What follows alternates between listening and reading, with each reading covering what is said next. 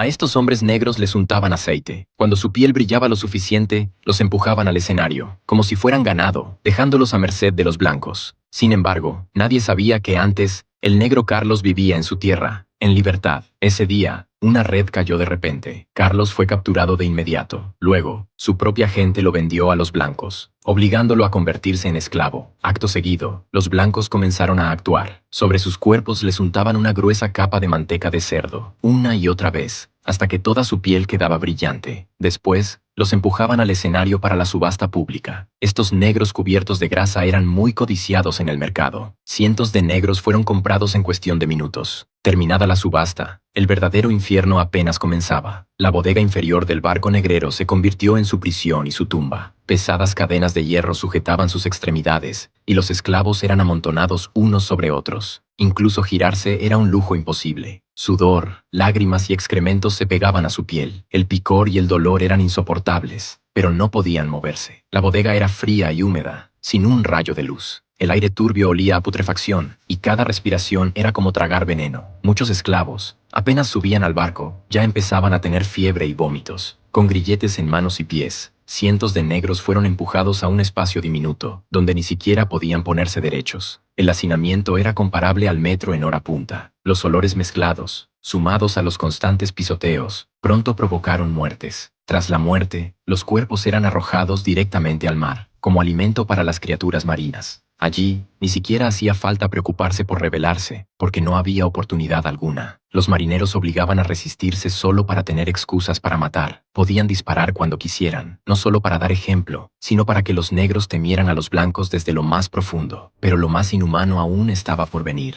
Debido a la larga travesía, la comida que preparaban los blancos era gravemente insuficiente. Solo les daban una pequeña cucharada de una pasta mohosa, ni siquiera suficiente para saciar el hambre. Los que morían de hambre peleaban por los restos en el suelo, incluso mordían las tablas del barco, mientras los marineros blancos, en cubierta, bebían vino y comían carne, riendo y divirtiéndose, tomando el sufrimiento de los esclavos como entretenimiento. Incluso arrojaban comida podrida a propósito, y miraban cómo la multitud luchaba por ella. Las epidemias se propagaban sin control en la bodega. No había tratamiento alguno. Cada día alguien moría entre tormentos, y los cadáveres eran lanzados al mar como basura. Aún más atroz. Para ahorrar comida y reducir el peso del barco, los colonizadores ataban a más de 10 esclavos a enormes piedras. Luego, empujaban las piedras al mar, y en esas cadenas de hierro, cada metro estaba encadenado un negro, todos empujados al océano. La avaricia ya había devorado el último resto de conciencia. Con esto, reducían el consumo de alimentos, disminuían el tamaño del objetivo del barco, y evitaban a la patrulla marítima. Para los blancos, era una doble ventaja. Aunque cientos de bocas habían sido eliminadas, los negros que seguían vivos seguían recibiendo poca comida. Lo que comían era como excremento, y aún así, los negros luchaban por cada bocado. Esta humillación hizo que algunos se quebraran por completo. Algunos abrazaban a sus hijos recién nacidos y se lanzaban al mar. Quizá, comparado con sobrevivir en el barco, ese era el mejor destino.